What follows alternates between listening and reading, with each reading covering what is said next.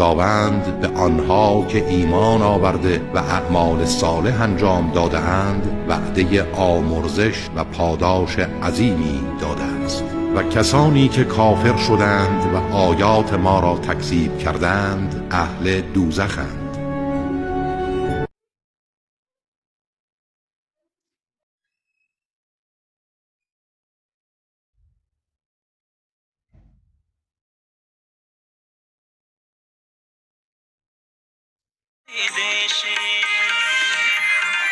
تمامی دختران تینا آخیل ولی بوری کمی افت شگر